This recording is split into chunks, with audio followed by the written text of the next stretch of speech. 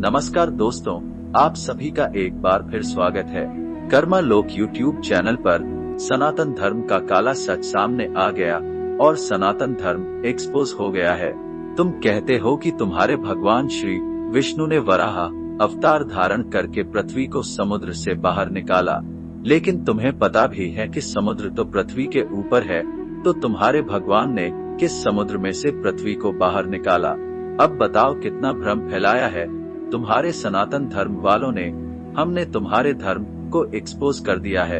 ऐसा कहकर कई सनातन धर्म विरोधी लोग सनातन धर्म का उपहास करते हैं, लेकिन उनको पता नहीं है कि वो सनातन धर्म का नहीं बल्कि खुद अपना और अपने घुटनों में रखे दिमाग का उपहास कर रहे होते हैं।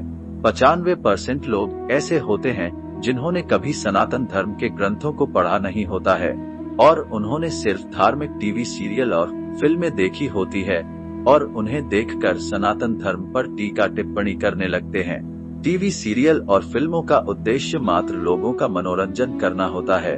लोगों को जो अच्छा लगता है और जिनसे 2 घड़ी लोगों का मनोरंजन हो जाए, ऐसी बातों को वह लोग बताते हैं। सनातन धर्म के रहस्यों को उजागर करना उनका उद्देश्य नहीं होता है।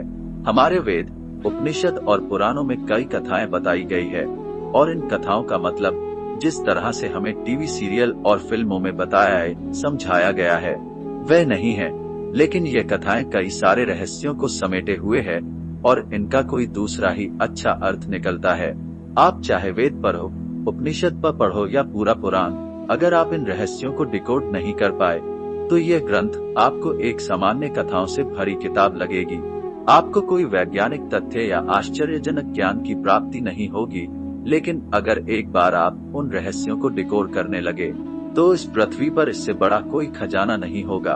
अब बात करते हैं भगवान विष्णु के वराह अवतार की।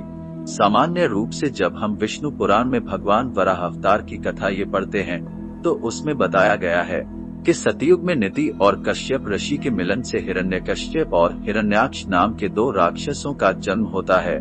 ये 2 राक्षस ब्रह्मा जी से वरदान प्राप्त कर सृष्टि में उत्पात मचाने लगते हैं। हिरण्याक्ष नाम का राक्षस पृथ्वी को समुद्र में छिपा लेता है और इस पृथ्वी को जल में से बाहर निकालने के लिए भगवान विष्णु वराह का अवतार लेते हैं और हिरण्याक्ष का वध करके पृथ्वी को समुद्र में से बाहर निकालते हैं। तो भगवान विष्णु के वराह अवतार के रहस्य को समझने के लिए हमें हिरण्यकशिपु और हिरण्याक्ष नाम के 2 राक्षसों को भी समझना पड़ेगा। आखिर क्या मतलब है इन 2 राक्षसों का? राक्षस के बारे में सामान्य धारणा यह है कि राक्षस यानी बड़ा ही विकराल और मानवता को नष्ट करने वाला, माथे पर सिंह वाला, शक्तिशाली इंसान जैसा दिखने वाला प्राणी।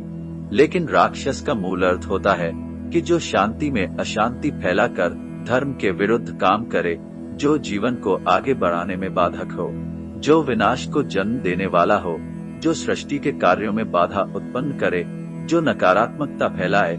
तो ऐसी किसी भी वस्तु, व्यक्ति, प्राणी, परिस्थितियां, तत्व को राक्षस या दानव कह सकते हैं। और अगर हमें वराह अवतार की कथा का रहस्य जानना है तो हमें इन हिरण्याक्ष और हिरण्यकश्यप राक्षसों का रहस्य भी समझना पड़ेगा और इसे समझने के लिए हमें सृष्टि के प्रारंभ काल में जाना पड़ेगा और भगवान विष्णु के मत्स्य अवतार और कच्छप अवतार के रहस्य को भी समझना पड़ेगा।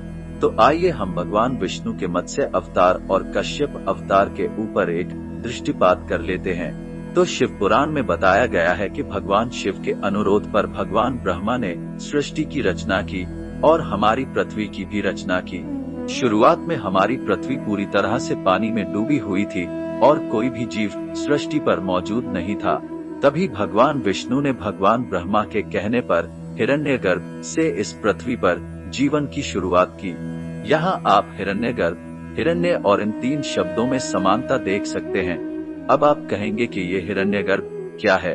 तो हमारे वेदों में हिरण्यगर्भ को ही सभी जीवों का आदि स्रोत माना गया है। हिरण्य का मतलब होता है कीमती धातुओं का रस और हिरण्यगर्भ का मतलब है कीमती सुनहरी धातुओं के रस का गर्भ। और इस पृथ्वी पर जीवन की शुरुआत भी इसी रस से बनने वाले एक कोशिश सजीव से हुई है।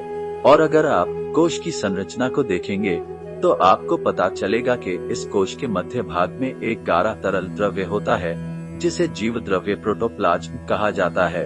और इस जीव द्रव्य का निर्माण कार्बन, हाइड्रोजन, ऑक्सीजन तथा अनेक कार्बनिक यानी ऑर्गेनिक तथा अकार्बनिक यानी नॉन ऑर्गेनिक पदार्थों द्वारा हुआ होता है। इस जीव द्रव्य में चेतनता होती है। इस जीव द्रव्य का खुद का अपना दिमाग होता है और यह जीव द्रव्य ही पूरी कोशिका के कार्यों को कंट्रोल करता है। इसे इसीलिए सजीव लिविंग कहा जाता है। जीव वैज्ञानिक इसे जीवन का भौतिक आधार फिजिकल बेसिस ऑफ लाइफ नाम से संबोधित करते हैं। आधुनिक जीव वैज्ञानिकों ने जीव द्रव्य का रासायनिक विश्लेषण करके ये तो पता लगा लिया है कि उसका निर्माण किन किन घटकों द्वारा हुआ है, किंतु आज तक किसी भी वैज्ञानिक को उस जीव द्रव्य में प्राण का संचार करने में सफलता हाथ नहीं लगी है, और लगती भी कैसे, क्योंकि वही तो परम तत्व है। ऐसा है ये प्रकृति का रहस्यमय पदार्थ और इसे ही हिरण्यगर्भ कहा जाता है। समुद्र में सबसे पहले एक कोशरचना वाले सजीवों के साथ साथ समुद्री शैवाल और वनस्पति की उत्पत्ति हुई, लेकिन अभी तक भगवान का अवतार धरती पर नहीं हुआ था, और भगवान के अवतार को तभी अवतार कहा जाता है जब वह परम तत्व जीव आत्मा रूप में जन्म लेता है। भगवान विष्णु के मत्स्य अवतार के बारे में बताया जाता है कि भगवान विष्णु ने ये अवतार सृष्टि को प्रलय से बचाने के लिए लिया था, और यह भी बताया गया है कि हयग्रीव नाम के राक्षस ने ब्रह्मा से वेदों को चुराकर समुद्र की गहराइयों में छुपा दिया था, और इस वेदों के उद्धार के लिए भगवान विष्णु ने मत्स्य अवतार लिया। लेकिन वेद कोई किताब के रूप में नहीं थे, जैसे कि आज के जमाने में हम ग्रंथों के रूप में देखते हैं कि कोई भी उसे चुरा के ले जाए। तो इस कथा में वेदों का क्या मतलब है? वेदों का मतलब होता है ज्ञान, वेदों का मतलब होता है प्रकाश, और वेदों का मतलब है जीवन। और सृष्टि की शुरुआत में जीवन समुद्र की गहराइयों में था, और इस वेदों को यानी जीवन को हयग्रीव नाम के राक्षस ने समुद्र में छिपा लिया था। तो ये हयग्रीव कौन है? हर यानी घोड़ा और गरीव यानी गर्दन, और हयग्रीव यानी कि घोड़े की गर्दन वाला जीव। और सृष्टि की शुरुआत में ऐसे जीव समुद्र की अंधेरी गहराइयों में रहते थे। कथा में आगे बताया जाता है कि मत्स्य अवतार ने हयग्रीव का वध कर दिया। तो इसका मतलब है कि हयग्रीव का एवोल्यूशन यानी क्रमिक विकास होकर वह मत्स्य मछली बना, और इस तरह से वेद यानी कि जीवन समुद्र के अंधेरे में से मत्स्य के रूप में बाहर निकला। आज भी यह हयग्रीव यानी कि समुद्री घोड़ा सिर्फ ग्रीष्म काल में ही देखने को मिलता है, और बाकी मौसम में ये समुद्र की किन गहराइयों में चला जाता है उसे वैज्ञानिक भी पता नहीं कर पाए हैं। तो इस तरह का वध न होता, यानी कि उसका क्रमिक विकास न होता, तो जीवन समुद्र की गहराइयों में ही खत्म हो जाता, जिसे प्रलय के रूप में दर्शाया गया है। लेकिन भगवान ने मत्स्य रूप में अवतार लेकर जीवन को प्रलय से बचाया, और इस मत्स्य अवतार के बाद समुद्र में क्रमिक विकास का कार्य तेजी से होने लगा, और कई नए नए सचिव अस्तित्व में आने लगे, और समुद्र में एवोल्यूशन का क्रमिक विकास का एक मंथन सा शुरू हो गया। इसे हमारे पुराणों में समुद्र मंथन की कथा से दर्शाया गया है। इस क्रमिक विकास में सजीवों में कुछ पॉजिटिव बदलाव आ रहे थे, तो कुछ नेगेटिव बदलाव भी आ रहे थे। इस पॉजिटिव बदलाव को देवों के रूप में और नेगेटिव बदलाव को दानवों के रूप में दर्शाया गया है। और इस क्रमिक विकास के चलते भगवान ने कच्छप रूप में अवतार लिया, और जिसे हम उभयचर कहते हैं, और ये उभयचर ही जीवन को आगे बढ़ाने वाला मुख्य आधार था। और इसी उपचर में शेषरी सिर्फ अस्तित्व में आए, लेकिन अभी तक जीवन पूरी तरह से पृथ्वी पर बाहर नहीं आया था, और यह जीवन समुद्र में से पृथ्वी पर बाहर आया तो वह था सस्तन प्राणियों के रूप में। सरीसृपों में से लाखों सालों के संघर्ष के बाद संस्तन प्राणियों का विकास हुआ, और इस संघर्ष को हमारी पुराण कथाओं में वराह और हिरण्याक्ष के युद्ध के रूप में दर्शाया गया है। सरीसृप में से संस्तन प्राणी तभी बन सकते हैं जब उनके डीएनए में आए हुए जीन्स में बदलाव हो, और यह डीएनए कोशिकाओं के न्यूक्लियस में होता है, और जिसे हमारे वेदों में हिरण्यगर्भ कहा गया है। अब हम हिरण्याक्ष का मतलब समझते हैं। हिरण्याक्ष शब्द दो शब्दों से बना है, हिरण्य प्लस अक्ष यानी कि हिरण्य के आंसू, और हिरण्यकशिपु यानी हिरण्य में स्थिरता, मतलब कि हिरण्याक्ष राक्षस यानी हिरण्यगर्भ, जिसे हम कोशिकाओं का जीव द्रव्य कहते हैं, उसमें आए हुए डीएनए के जीन्स का ऐसा कोडिंग जो सरीसृपों को सतन प्राणियों में विकसित नहीं होने देता था। इस जीनस के नष्ट होने से सरीसृप स्तन प्राणियों में विकसित हुए, और सस्ता उन प्राणियों को भगवान विष्णु के वराह अवतार के रूप में दर्शाया गया है। और इन संस्थान प्राणियों से जीवन समुद्र में से पूरी तरह से धरती पर पृथ्वी पर आया, जिसे बताया जाता है कि भगवान वाराह के द्वारा पृथ्वी को समुद्र में से बाहर लाया गया। हमारे पुराणों में कई सारी बातों को प्रतीकों के द्वारा दर्शाई गई है, जिसे हमें उसके सही अर्थ में जानना होगा। अब आइए हम आपको कुछ दिलचस्प दिखाते हैं। ये खजुराहो के वराह मंदिर में आई हुई भगवान वराह की मूर्ति है। आप इस मूर्ति के नीचे भगवान वराह के पैरों में पड़े हिरण्याक्ष को देख सकते हैं, जिसे एक सिरसर्प रूप में दर्शाया गया है।